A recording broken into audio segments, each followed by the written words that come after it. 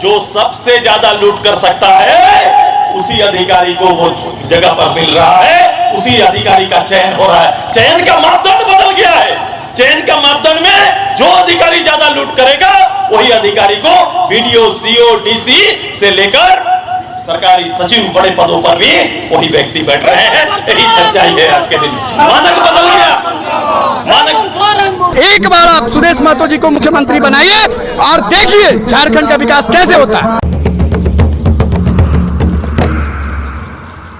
हेमंत हटाओ झारखंड बचाओ के नारे के साथ 11 अप्रैल को भारतीय जनता पार्टी ने सचिवालय का घेराव किया था। उसके बाद 13 अप्रैल को आजसू ने न्याय मार्च की घोषणा की थी और आज 13 अप्रैल है। आजसू पार्टी के लोग रांची जिला के अंदर न्याय मार्च कर रहे हैं। इस न्याय मार्च की घोषणा राज्य के तमाम जिलों में की गई है। राज्य के हर जिले में, चाहे वो कोई भी जिला हो, वहाँ न्याय मार्च निकाला जा रहा है। और कई तख्ती बैनर अभी हम मौजूद हैं बापू वाटिका के सामने, जो राजधानी के अंदर है, मोराबादी के इलाके में। यहाँ से डीसी कार्यालय तक जाया जाएगा और उसके बाद वहाँ नेता संबोधन करेंगे, डीसी साहब को आवेदन देंगे या अपना मांग पत्र देंगे। हम यहाँ मौजूद हैं। कहा जा रहा है कि आजसू पार्टी के केंद्रीय अध्यक्ष सुदेश महतो भी पहुंचेंगे यहाँ।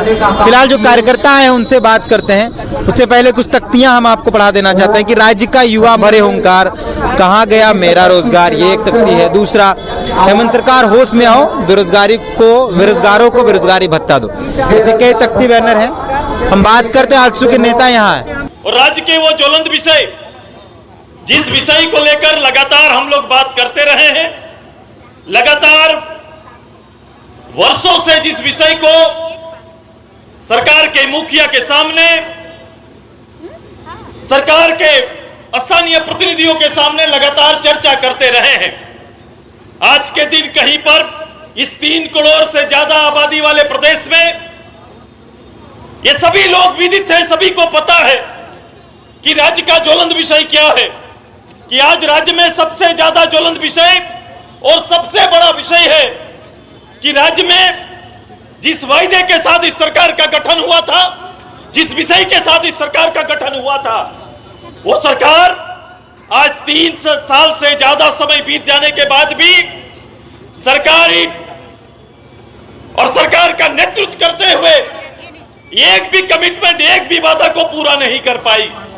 सरकार ने प्रथम कहा था कि सरकार आएगी इस राज्य के मूल लोगों के लिए, आदिवासी के लिए, एसटी, एससी, ओबीसी के लिए हम स्थानीय नीति, नियोजन नीति और आरक्षण जैसे विषय पर निर्णय लेंगे। समय काल भी निर्धारित किया गया था।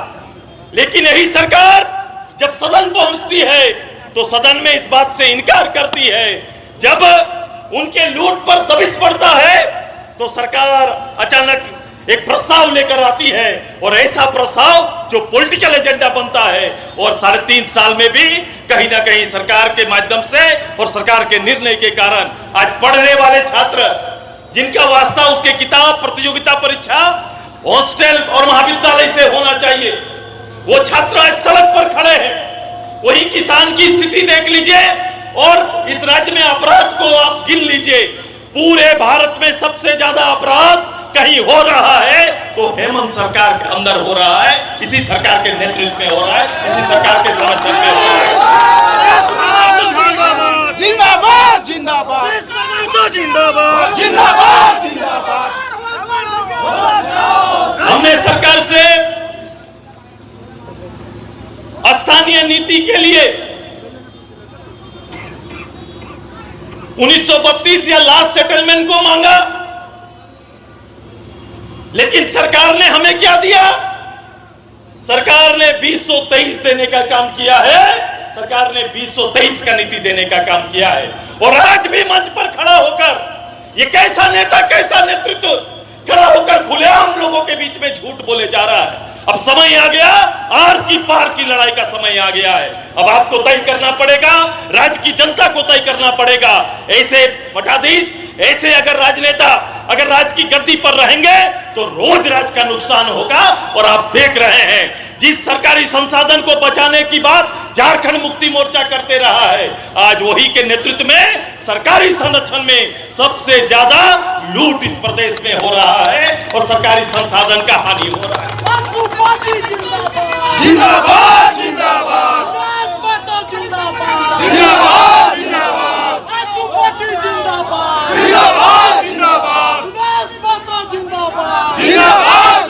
यह संभव था कि सरकार निर्णय ले सकती थी, सरकार के पास विकल्प थे, लेकिन यह सरकार समाधान नहीं चाहती है। यह सरकार राज्य के लिए नहीं सोच रही है। प्रथम बार जब सरकार आई थी तो राज्य के खजाने पर श्वेत पत्र जारी किया था।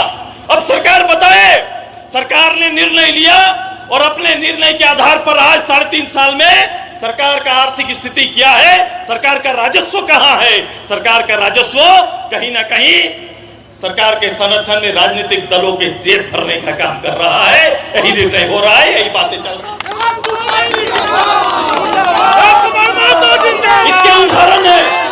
इसके उदाहरण है कि शासन में आपने देखा होगा पार्लियामेंट मेंबर, असेंबली मेंबर या जनप्रतिनिधि या राज्य सरकार के प्रतिनिधियों को सुरक्षा बहाल है। यहां पर सुरक्षा प्रोटोकॉल से सुरक्षा कहीं ना कहीं उसके सुरक्षा के पॉइंट पर आकलन करते हुए, लेकिन किस हालत पर और क्यों झारखंड मुक्ति मोर्चा का 24 जिला अध्यक्ष को किस लेवल का सिक्योरिटी प्राप्त है, आप जाके देख लो।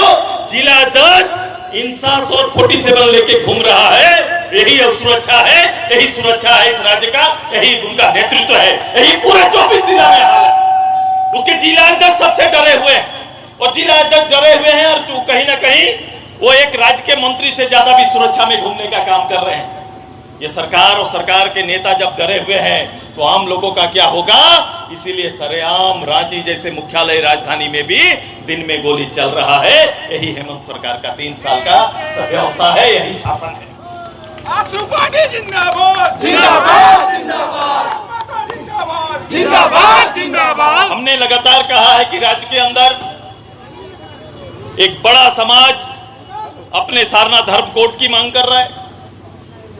अपने शेड्यूल ट्राइब में छूटे हुए ऐसे समाज को लाने की बात और चर्चा चल रही है। इन सभी मुद्दों के साथ साथ इस राज्य में आज का हम लोग प्रारंभ में जब राज्य सरकार या राज्य चलती थी और लोग का मानक और मानना है कि जो अधिकारी अच्छा होगा, जो अधिकारी अच्छा सेवा देगा या जिसका रिकॉर्ड अच्छा होगा, जो काम करने में दक्ष होगा, जो जनता की सेवा बेहतर रूप से कर सकता है, शासन का बेहतर नेतृत्व कर सकता है, उसे कहीं ना कहीं ब्लॉक, जिला या बड़े पदों पर लाने की तैयारी सरकार की होती थी। लेकिन आज देखो, आज का हालत क्या है। जो सबसे ज्यादा लूट कर सकता है उसी अधिकारी को वो जगह पर मिल रहा है, उसी अधिकारी का चयन हो रहा है। चयन का मापदंड बदल गया है। चयन का मापदंड में जो अधिकारी ज्यादा लूट करेगा वही अधिकारी को बीडीओ, सीओ, डीसी से लेकर सरकारी सचिव बड़े पदों पर भी वही व्यक्ति बैठ रहे हैं। यही सच्चाई है आज के दिन। मानक बदल गया। मानक मुर्दाबाद मुर्दाबाद। हेमंत सोरेन गद्दी छोड़ो, हेमंत सोरेन गद्दी छोड़ो, हेमंत सोरेन गद्दी छोड़ो, गद्दी छोड़ो। स्थिति ये है, एक अदना आदमी भी ठगा हुआ महसूस कर रहा है। गांव में एक जाति आय प्रमाण पत्र निर्गत करने के लिए भी दान देना और दक्षिणा दिए बगैर जाति आय भी नहीं बन रहा है।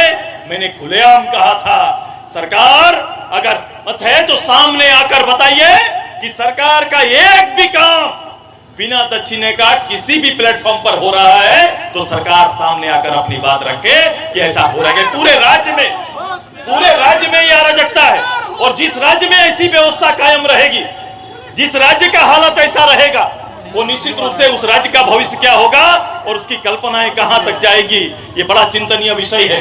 ये राज्य के लिए एक अराजकता का विषय, लॉ एंड ऑर्डर का विषय, अनिश्चितता का विषय, यहाँ का आज और कल दोनों अंधकारमय है। इसीलिए हमारी पार्टी ने तय किया कि इस वर्ष हम लोग आंदोलन का वर्ष तय करते हुए लोगों और जनता के बीच जाकर हम लोग अपनी बात को मुखर रूप से रखने का, जनता की गोलबंदी करने का और अपनी बात को फिर से मुख्यालय तक पहुंचाने की बड़ी तैयारी के साथ 24 जिला में आज हमारा कार्यक्रम चल रहा है। और उसी कार्यक्रम के तहत आज रांची में भी आज आके ये केवल सांकेतिक कार्यक्रम है, ये जानकारी दे रहे हैं अगला इसी माह के अंत में पूरा प्रदेश भर का लोग रांची पहुंचेगा और सामाजिक न्याय मार्च करेंगे। ये भी तैयारी हमारी।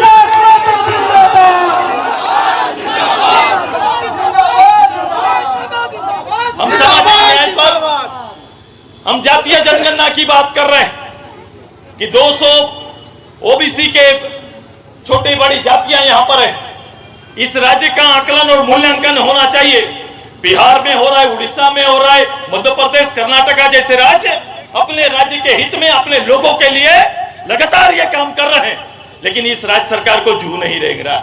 ये राज्य सरकार के लिए ये कोई काम और दायित्व तो नहीं है। ये सरकार केवल झूठ बोलना जानती है। इसीलिए मैंने कहा है सरकार का कैरेक्टर, चरित्र केवल झूठ और लूट का चरित्र है। यही हेमंत सोरेन सरकार का 3.5 साल का उपलब्धि है और यही उपलब्धि लेकर सरकार आगे आ रही है और सरकार राजनीति कर रही है।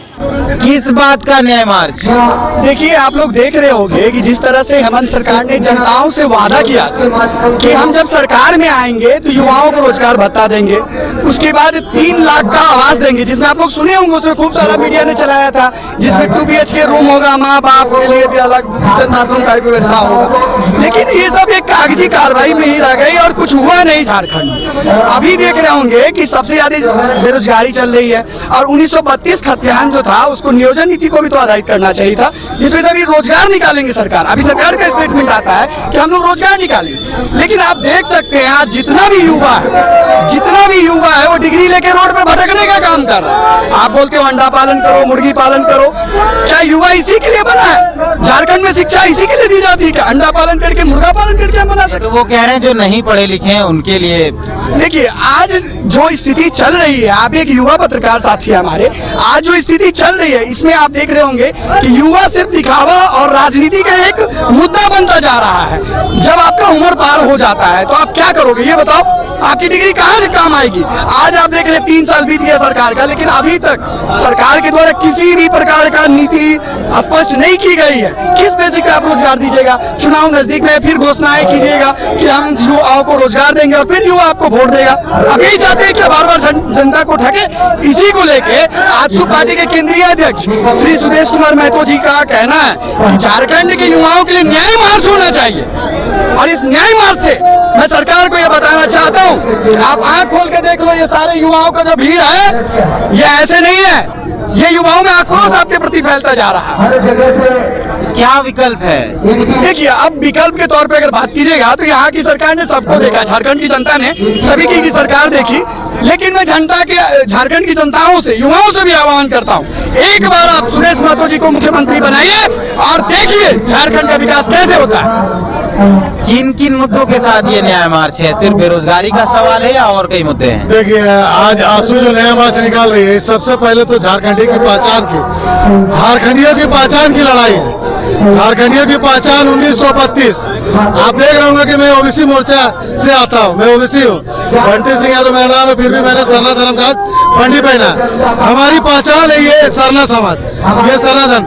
और जिस तरह आदिवासी समाज को भी इस आदिवासी के राज्य में, आदिवासी सरकार के राज्य में, आदिवासी मुख्यमंत्री होने के बावजूद भी सरना कोड को लागू नहीं किया गया। सरना कोड जो यहाँ का सबसे महत्वपूर्ण मुद्दा था आदिवासियों के हित के लिए, उसको भी ये सरकार आदिवासी होते हुए भी उसे दरकिनार कर रही है। ये लड़ाई हम लड़ रहे हैं सुदेश महतो जी के नेतृत्व में कि यहाँ की झारखंडियों की पहचान आपको देना होगा और यहाँ की युवाओं को आपको स्थानीय नीति, नियोजन नीति 32 के आधार पर करना होगा और ये 60-40 की नीति आपकी नहीं चलेगी। किन मुद्दों के साथ आप लोग ये न्याय मार्च कर रहे हैं और किससे न्याय मांग रहे हैं? किसके लिए न्याय मांग रहे हैं? न्याय चाहिए यहाँ के आवाम के लिए, झारखंडी जनता के लिए न्याय चाहिए राज्य सरकार से।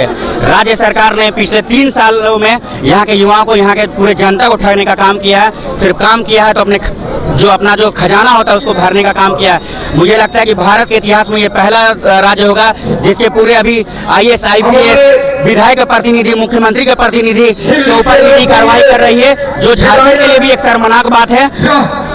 साथ ही साथ राज्य सरकार ने जो लोक लुभावने वादे किए थे कि जब सरकार आएगी तो युवाओं को 5 लाख नौकरी देंगे, लेकिन पिछले 3 साल में सरकार का आंकड़ा है कि सरकार ने मात्र 536 या 535 नौकरी देने का काम किया है। सरकार ने नियोजन नीति, बेरोजगारी भत्ते के नाम पर यहाँ के युवाओं को ठगने का काम किया है। सरकार ने वादा किया था कि 5,000 महीना युवाओं को मिलेगा, लेकिन मैं सरकार से पूछना चाहता हूँ आपके माध्यम से कि आपने अगर किसी भी युवाओं को बेरोजगारी भत्ता दिया है तो आप उसका आंकड़ा जारी करें कि आपने किसे दिया और कब दिया। आपने अगर नियुक्ति दी तो किसे दी, कब दी। ये सब धरी की धरी रह जाएंगे और आने वाले विधानसभा चुनाव में पूरे झारखंड की आवाम, पूरी जनता राज्य सरकार को जवाब देने का काम करेगी और माननीय सुरेश कुमार महतो के नेतृत्व में सरकार को फाड़ फेंकने का काम करेगी।